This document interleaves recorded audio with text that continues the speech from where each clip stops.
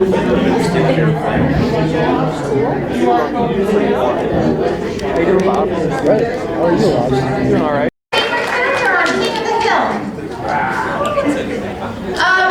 thrilled to bring up the next comic to the stage. She actually walked here all the way from Royal Oak. Give it up for Marin, McGowan.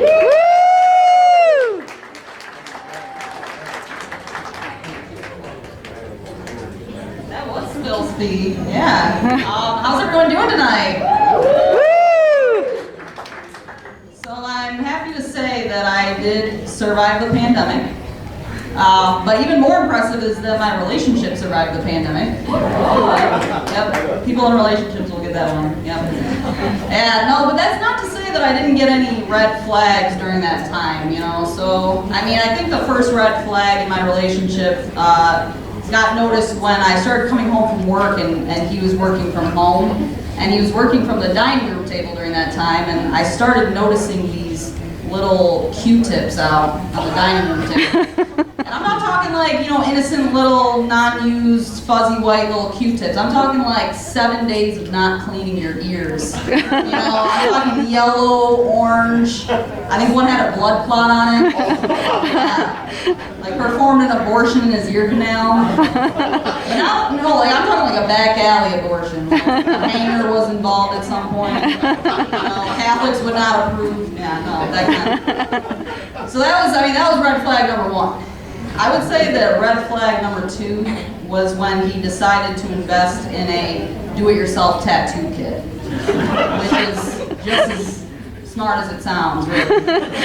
I mean, he's got these tattoos up and down his arms and legs, professionally done. I mean, thousands of dollars worth of tattoos.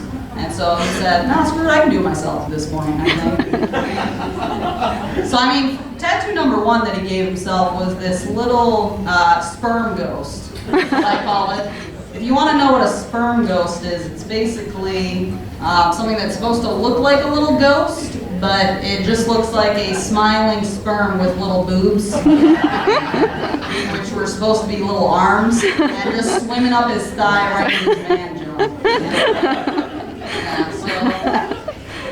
So yeah, little happy sperm, yep. So you know, and the second tattoo that he gave himself was this little tooth on his arm, which he, you know, decided that he should spend his money on tattooing himself with a tooth instead of actually fixing his real tooth that was falling out of his face on a daily basis there, yeah. I mean, he actually sneezed this thing out in a parking garage. It fell 2 stories. I mean, thank God he found it, and, you know, just poured a little bush light on it, popped it right back in there. You know, the actual, like, least amount of alcohol in a beer in that one. Yeah, sanitized it up, right up. Yeah, so, I mean, he had the whole tooth situation there, and you know, that's not to say that I didn't have my own little DIY projects during quarantine. I mean, I think everybody had, at some point, some sort of DIY experience during quarantine. I mean, I DIY myself like every day during quarantine. I just didn't involve any little happy sperm. So, yeah, I mean, that was my DIY life. I mean, I also had other DIY projects. I decided to give him a haircut myself for the first time. Yeah, people probably did some DIY haircuts. Who did a DIY haircut during quarantine? But I realized halfway through it that I was saying every single thing that you wouldn't want to hear from your barber while getting your haircut. You know, pass me my beer. Maybe I'm left-handed. No, I'm not going to put my shirt back on. I won't drop the clippers on your crotch again. I promise. That was last time. Yeah, so, yeah, no, I had my DIY projects too, and, you know, I bet you guys are starting to get this little image of my, you know, my boyfriend in your head, sadly, of, you know, missing tooth, you got the DIY tattoos, you know, fucked up haircut. Yeah, it's probably starting to look like Steve-O from Jackass in your heads a little bit, right? But no, that is Austin from Redford. Better. Yeah. So I'm probably starting to seem a little bit like the hot one in the relationship. A little bit there. Woo! Thank you. But no, that's not the case. So I had my friends over this weekend, and I realized that all my friends have huge tits. Even some of the guys. It's not good for someone built like me. So I think I noticed it when I was looking at a picture of all of us together, and I got all my girlfriends surrounding me, and I looked like the little kid standing with his sister and all of her hot friends. Yeah, looked like a kid at Hooters for his birthday party. All the waitresses, you know that picture? That was me. Yeah, so, I mean, this wasn't news to me that I had small boobs. You know, it couldn't have been news to me.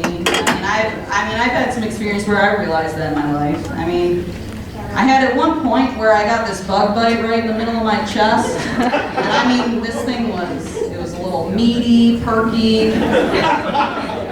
Yeah, it immediately became my favorite tit. A couple A's and a B. Not titty. And I mean, this thing was big. I mean, I think at one point Austin flicked it during foreplay by accident. I liked it. Yeah. I was kind of wishing that it was actually a tumor so it wouldn't have gone away as quickly. I guess no cancer for me. Yep. All right. That's all I got for you guys.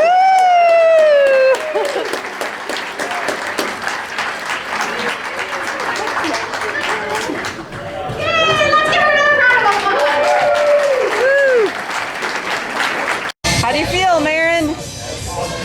I feel good. I feel like, Nailed it! Tell us a joke. Yeah, now people are going to say that to you. Tell us a joke. Be funny. what did Cinderella say after the... No, not that joke.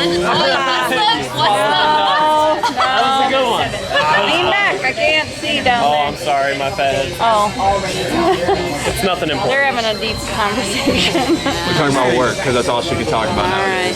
Good job, Marin. We're proud of you. Good job, Marin.